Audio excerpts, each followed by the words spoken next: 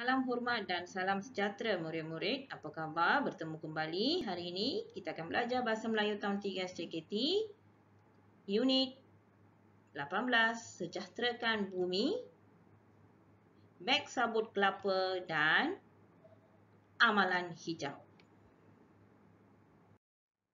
Baiklah murid-murid, standard pembelajaran hari ini ialah 1.2.3 mengemukakan soalan untuk mendapatkan maklumat. Kita akan membina ayat tanya. 2.2.1 membaca dan memahami dan menerangkan idea utama dan idea sampingan. Kita akan cari idea utama dan idea sampingan dalam petikan. Seperti biasa, objektif hari ini, pada akhir pembelajaran ini, murid dapat memahami dan mengemukakan soalan dengan tepat untuk mendapatkan maklumat serta membaca, memahami dan menerangkan idea utama dan sampingan dalam bentuk peta I think. Baiklah murid-murid. Cuba lihat, apakah gambar ni? Ya, yang ini adalah pokok pisang kan? Jadi sebelum itu, bagaimana kita nak kenali sesuatu benda? Ya, kita akan mengemukakan soalan. Okay, bagaimanakah cara mengemukakan soalan? Okay, apakah nama pokok ini? Mula-mula kita tak tahu nama, kita akan tanya, apakah nama pokok ini? Pokok ini adalah pokok pisang. Kedua, adakah pokok ini terdapat di Malaysia? Okey, ya, memang terdapat. Ia adalah sebuah pokok buah-buahan tempatan di Malaysia, ya. Okay. Apakah warna buah ini? Warna buah ini kuning ataupun buah ini berwarna kuning. Okey. Adakah daun pokok ini berguna? Sila terangkan kegunaannya. Kalau kita tanya adakah? Ya. Ya memang berguna. Daun ini digunakan untuk membungkus makanan, menghidangkan makanan. Kan? Beginilah cara menjawab soalan yang telah dikemukakan. Bagaimanakah pokok ini membiak? Okay, dia akan membiak secara anak pokok, ya. Sebelum ini, jika kita nak kemukakan, nak bina soalan, pastikan soalan itu mesti ada jawapan yang boleh dijawab. Ya. Murid-murid, sila buka muka surat 110, unit 18, Sejahterakan Bumi. Kemukakan soalan. Beg sabut kelapa. Yang ini adalah sebuah beg. Patingna ஒரு beg, diperbuat daripada sabut kelapa. Sabut kelapa என்ன மாணவர்களே? அதாவது தேங்காய் இருக்கு இல்லைங்களா? அதோடைய உரித்தோன்னா அதோடைய மட்டை, அதாவது நார் இருக்கும் இல்லைங்களா? தேங்காய் மட்டைனா அது mesra alam kerana mudah dilupuskan. அதனுடைய பெயர் தான் mesra alam. Dicipta oleh sekumpulan pelajar Malaysia. அதாவது இதை வந்து யார் தயாரித்தாங்கனாக்கா ஒரு மாணவர்கள், ஒரு குழு. சரிங்களா? bentuknya seperti beg kertas. அது எப்படி இருக்கும் அதோட வடிவம்? ஒரு காகித அட்டை, அதாவது காகித பேக் மாதிரியே இருக்கும், பை மாதிரியே. sesuai menggantikan beg plastik. அதாவது நம்ம நெகிழி பையை வந்து பயன்படுத்தாம இதை பயன்படுத்தலாம், அதுக்கு நிகராக இருக்கும்னு சொல்றாங்க. சரிங்களா? ஓகே, இதெல்லாம் வந்து இதனுடைய குறிப்புகள். இந்த குறிப்புகளை வைத்து நம்ம என்ன செய்ய போறோம்னா கேள்விகளை தயாரிக்க போறோம். அப்ப நம்ம கேள்விகளை தயாரிக்கும் போது கண்டிப்பா விடை இருக்கும்னு சொன்னேன் இல்லையா ஆசிரியை? Okay, beg itu diperbuat daripada apa?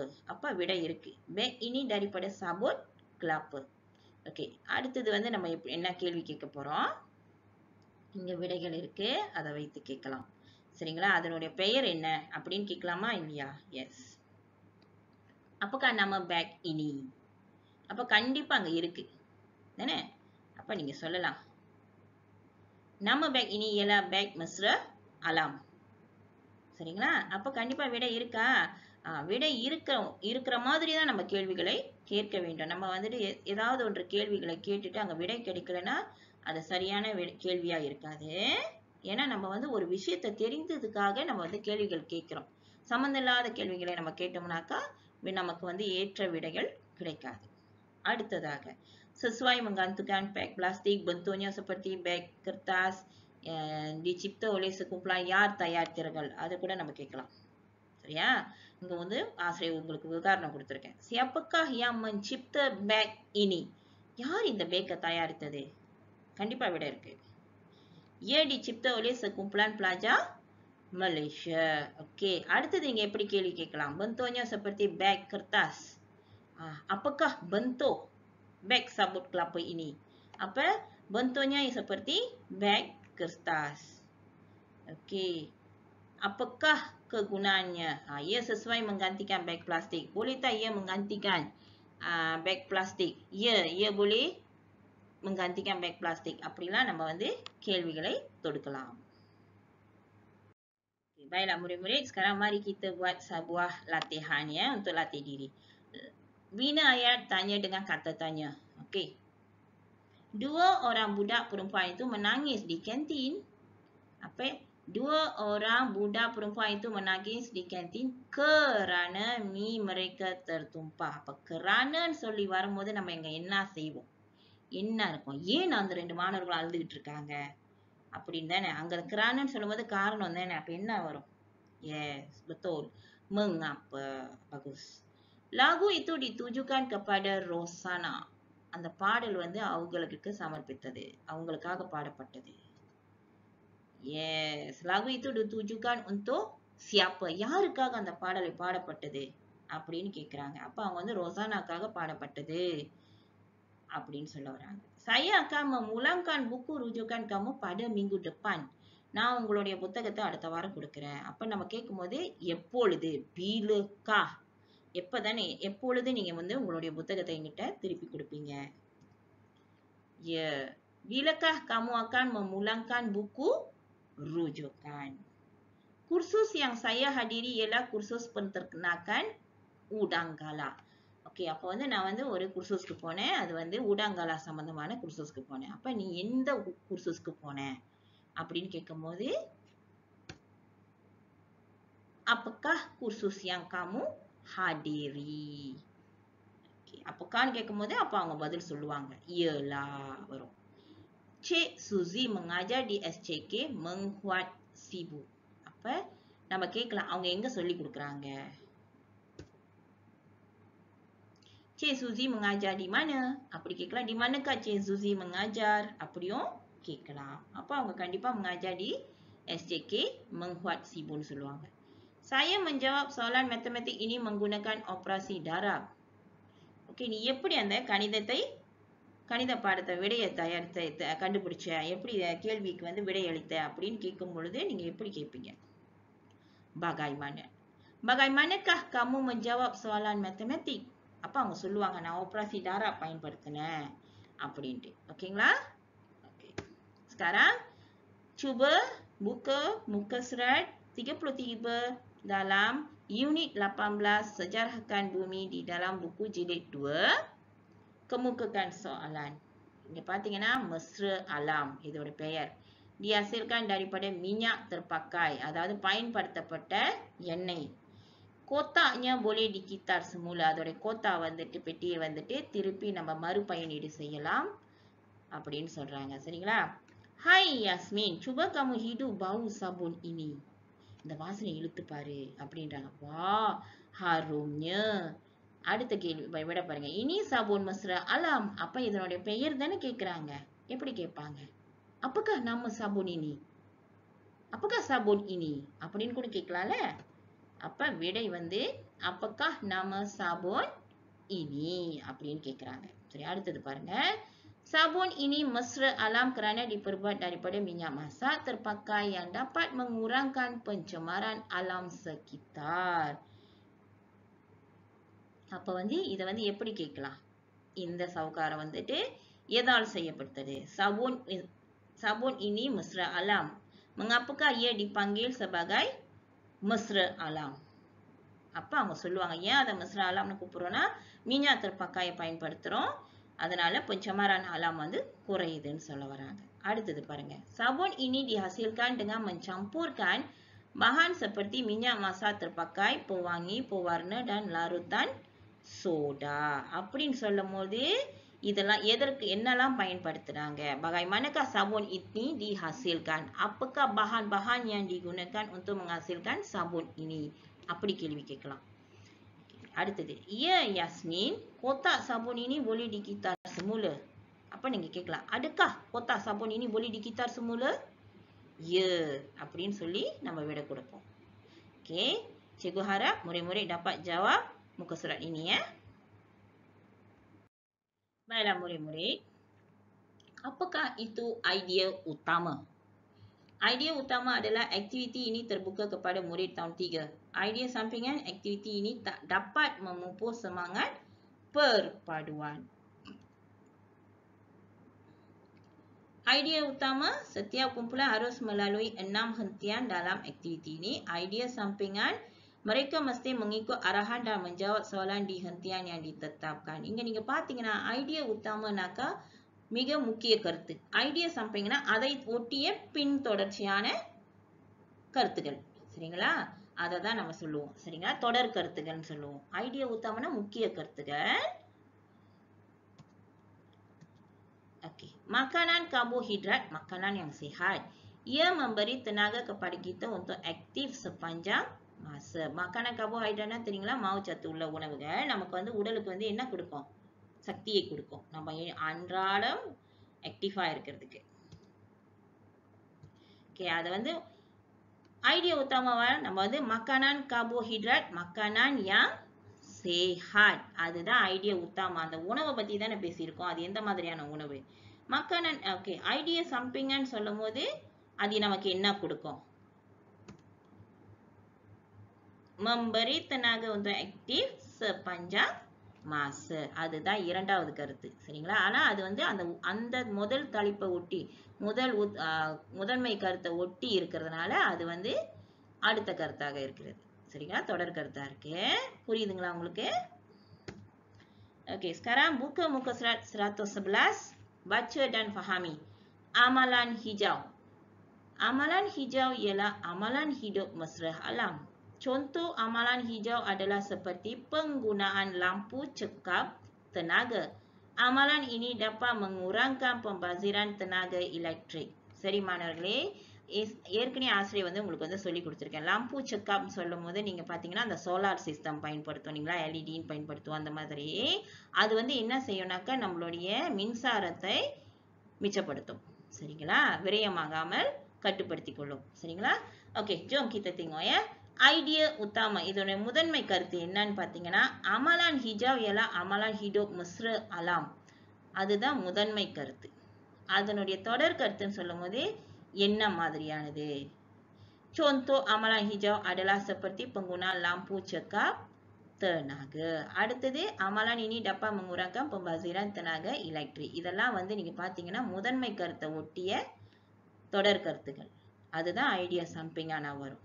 சரிங்களா? சரி, அடுத்தது நம்ம பார்ப்போம். Pelbagai langkah boleh diambil untuk menjimatkan tenaga elektrik di rumah. Sebagai contoh, elakkan membuka pintu peti sejuk terlalu lama.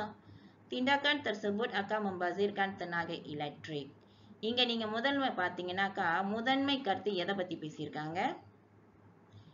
என்ன மாதிரியான நம்ம வழிமுறைகளை எடுக்கலாம்? அதாவது மின்சாரத்தை விரயமாக்காமல் சிக்கனப்படுத்துவது என்ன வழிமுறைகளை கண்டுபிடிக்கலாம்? அப்ப நிறைய வழிமுறைகள் இருக்கு. பல்பகாய் லங்கா, பல விதமான வழிமுறைகளை நாம் எடுக்கலாம் மின்சாரத்தை கட்டுப்படுத்துவதற்கு. அப்ப அதுதான் நமக்கு வந்து முதன்மை கருத்தா வரும்.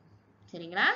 Pelbagai langkah boleh diambil untuk menjimatkan tenaga elektrik di rumah. அது வந்து நீங்க பாத்தீங்கன்னா தொடர் கருத்துக்கள் பாத்தீங்கன்னா sebagai contoh, elakkan membuka pintu peti sejuk terlalu lama. அதாவது குளிர்சாதன பெட்டியோட கதவை வந்து ரொம்ப நேரம் திறந்து வைக்க கூடாது அப்படின்றாங்க. அடுத்தது என்ன வருது? அந்தனால என்ன ஏற்படுது? ia akan membazirkan tenaga elektrik. Okey, இங்க பாருங்க. Elakkan membuka pintu peti sejuk terlalu lama. Ia akan membazirkan tenaga elektrik. இதுதான் அதோடைய ஐடியா சம்பிங்கான். புரியுதா மாணவர்களே? Okey, murid-murid. Jom kita latih diri sekarang ya. Okey, di sini ada 2 jenis latihan. Tulis idea utama dan idea sampingan bagi perengan pendahuluan di bawah. Telefon pintar kini sudah menjadi barang keperluan bagi masyarakat di Malaysia. Suatu masa dahulu, telefon pintar hanya mampu dimiliki oleh golongan kaya. Namun situasinya berbeza kini kerana telefon pintar mampu dimiliki oleh semua orang.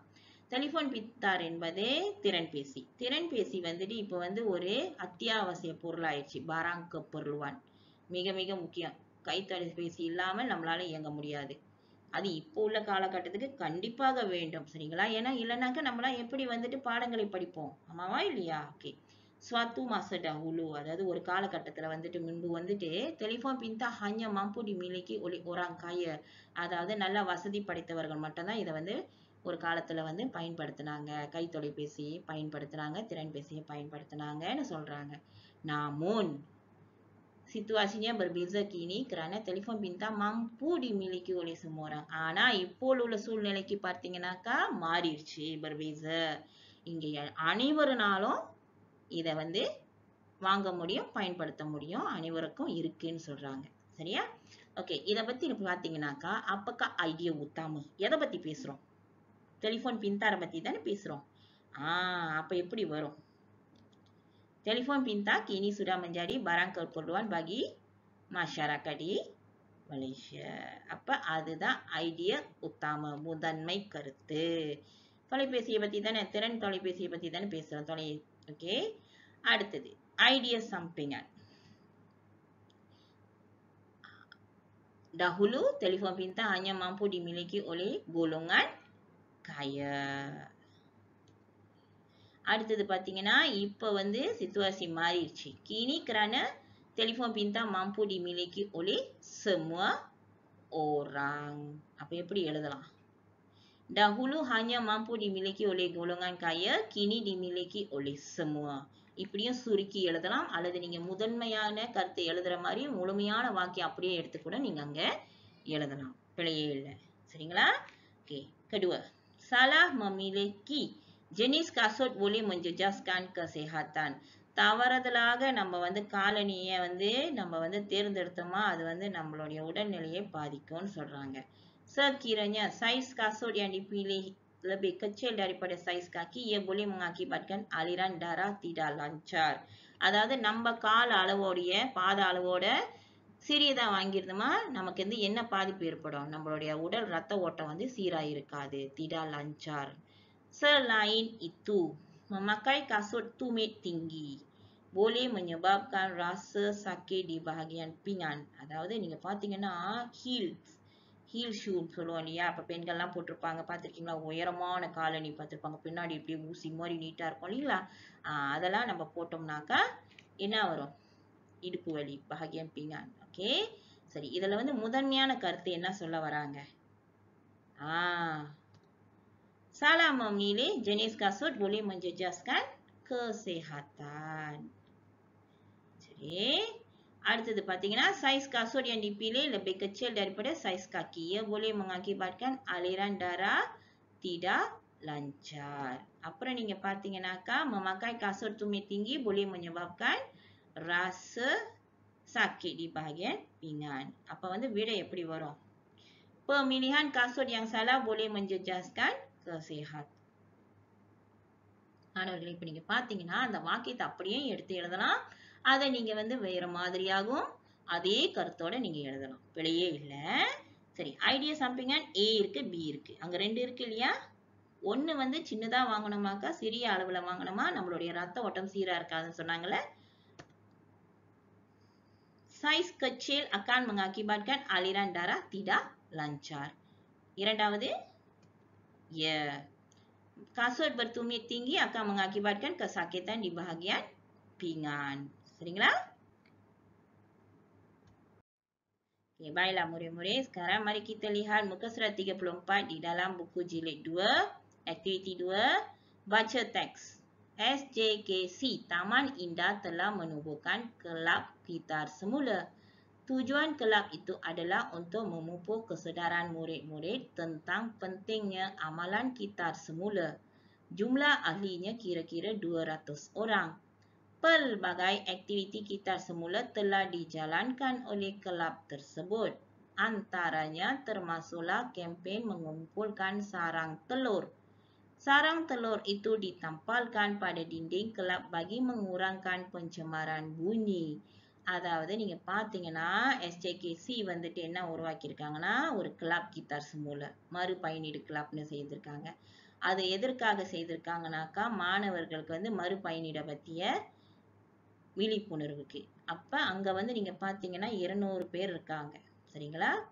Okay. pelbagai aktiviti பலவிதமான ஆக்டிவிட்டிகள் நடத்தியிருக்காங்க. antaranya ialah kempen mengumpul sarang telur. Sarang telurனா இந்த முட்டை அட்டை இருக்கும் இல்லையா அது. sarang telur itu ditampal pada dinding. சுவரில வந்து ஒட்டியிருக்காங்க. காரணம் mengurangkan pencemaran bunyi. சத்தத்தை குறைப்பதற்கு. சரிங்களா? ஓகே. அடுத்தது இப்ப பாருங்க ஐடியா உத்தாம. முதல் ஐடியா உத்தாம முதல் புறங்கான்ல தான் நம்ம பார்ப்போம். இரண்டாவது புறங்கான பார்க்காதீங்க. முதல் புறங்கான மட்டும் பாருங்க. முதல் இது வந்துட்டு அது என்ன முதன்மை கருத்து? penubuhan kelab gitar semula. இல்லைன்னா நீங்க முழுமையா கூட சொல்லலாம். சரிங்களா? அவங்களே கொடுத்துட்டாங்க. இப்ப ஐடியா sampingan 1, 2. அப்ப அங்க 2 விதமான ஐடியா இருக்கு. இது வந்து என்னென்ன இருக்குனாக்கா